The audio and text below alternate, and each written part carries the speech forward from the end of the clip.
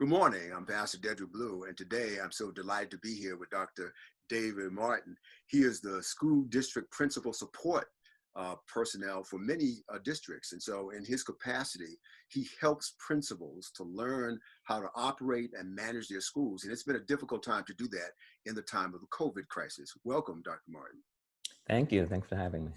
You know, Dr. Martin, I guess as school is preparing to open, there's a few questions I have for you.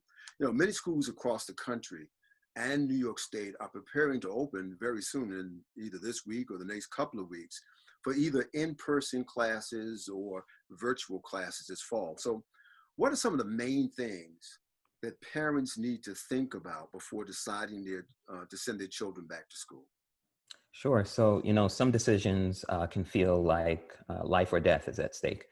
In the case of the coronavirus, deciding on whether or not to send your child back to school in a school building really is a matter of life or death. And so before making the choice between fully online classes and in-person classes, parents should ask themselves a few questions. First is, if I choose to keep my child at home and have them learn online, what plan does my child's school have for this particular kind of learning? Will I be able to spend the time necessary to monitor and help my child with their work? Do I have the technology needed to even make online learning at home an option? Meaning laptop, with a web camera capability and a stable internet connection at the very least. Will my child learn well in a fully online environment?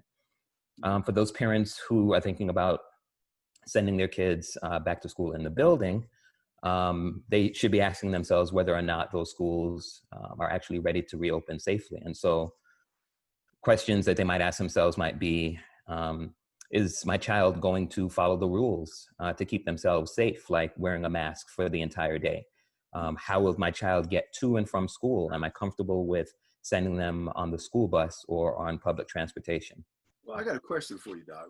Sure. You mentioned about asking whether the child is ready, perhaps for an online or virtual experience. What do the schools need to do to prepare for the children's online experience? Because it's one thing for a school district to say, we're going all online, all virtual. What do school districts and principals and teachers need to have in place to ensure that your child is going to get a quality education at home? Yeah, well, most school districts that are offering a fully online option in September have thankfully had some time to reflect on how well they were able to teach virtually during the spring.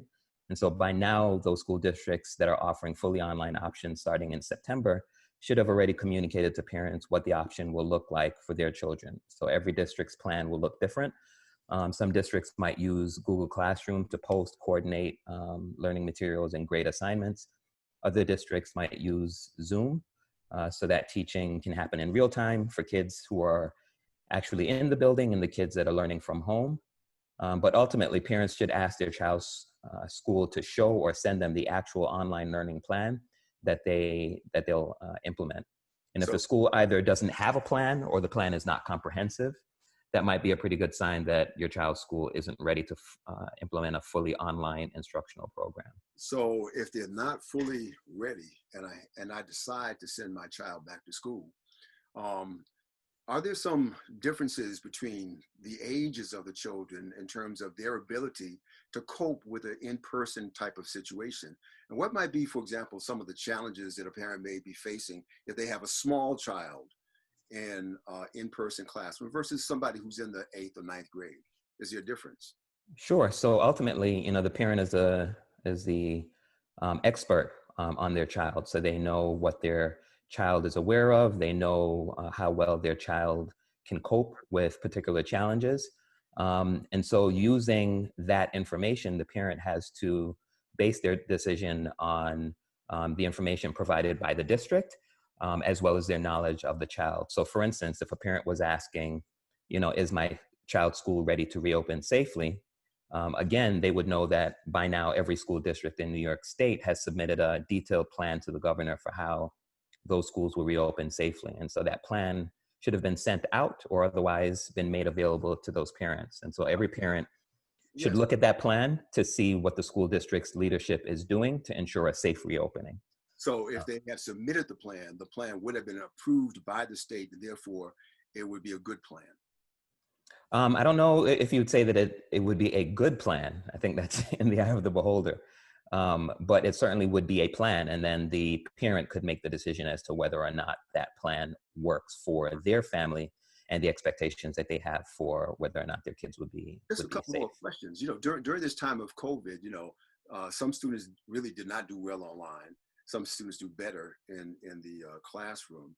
What should a parent be looking at? What should be some telltale signs for a parent that their child is not functioning optimally in the system that they have chosen for their child? And when do they need to make a change?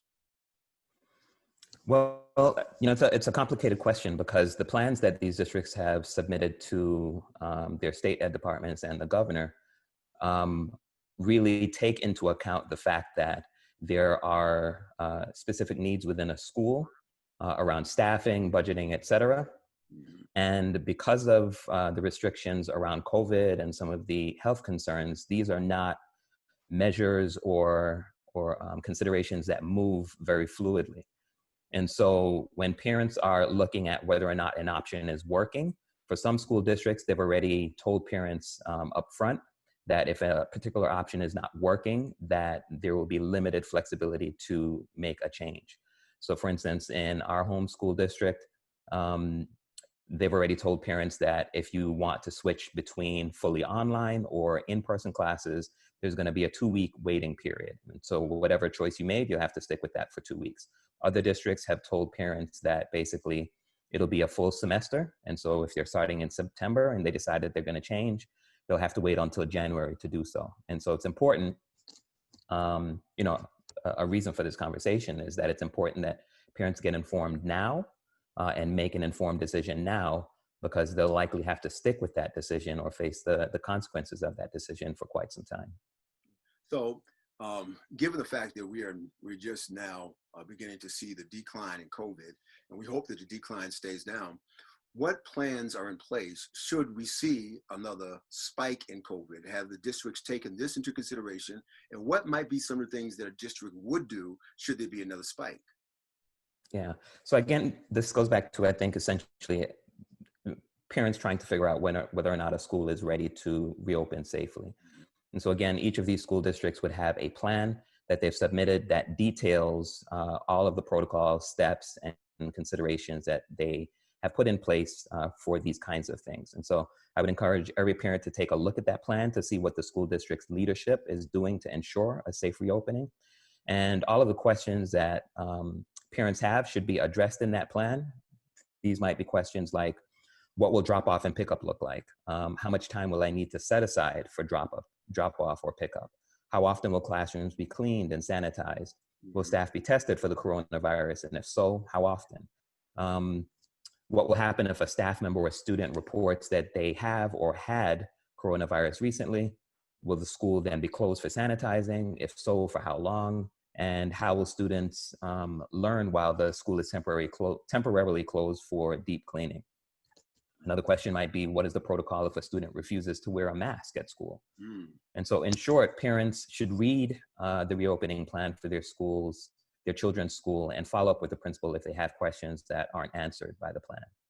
Doctor, this has been very, very informative to me. I think I've learned so much just by talking to you, and to know that districts do have a plan, that parents have access to this plan, that they can read the plan, they should be familiar with the plan, is very, very helpful at this time. Is there any final thoughts that you have for parents or for students and for out of your consideration, out of your expertise, that you just want them to know as they prepare to go back? Sure. So there are 6 things that I want to share around the question of whether or not,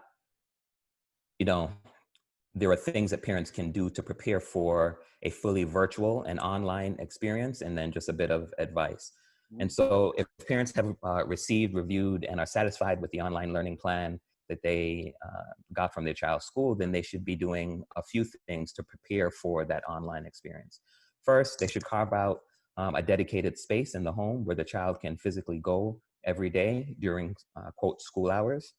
This does 2 things. 1, it creates a routine for the child, and 2, it creates an expectation that learning is important and that this is still school, even though it's taking place at home. Second, parents need to carve out time during their day for lunch, breaks, and play so that kids don't get consumed by working nonstop. Separating those activities from learning time gives them the balance that they need to avoid getting overwhelmed with being home and inside potentially for days at a time. Third, parents should make sure that any technology their child will need has been set up and tested before the first day to make sure that there are no glitches once the actual school year starts. Fourth, once the school year starts, every night parents should review the work their children completed to check to make sure that their kids followed the schedule, logged in to whatever virtual sessions they had, and that everything that needed to be submitted or turned in to the teachers was actually done.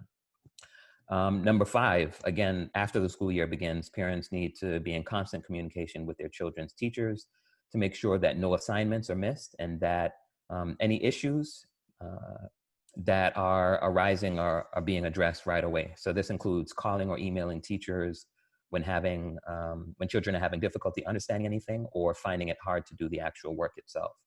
And then lastly, parents should celebrate regularly their kids' successes and accomplishments. They need to know that you see their hard work, especially because they won't have their teachers and classmates to give them that daily affirmation they're used to getting at school. So, I think we're in a position right now as a country that's a tenuous one. It's difficult. And expecting an easy solution to the issues families are facing just isn't realistic. And so what I would tell parents as advice to how to approach all of this is just first, with prayer. And then second, by asking lots of questions and talking with other families about what those families are doing or plan to do. And then having open conversations with their kids about all that's happening.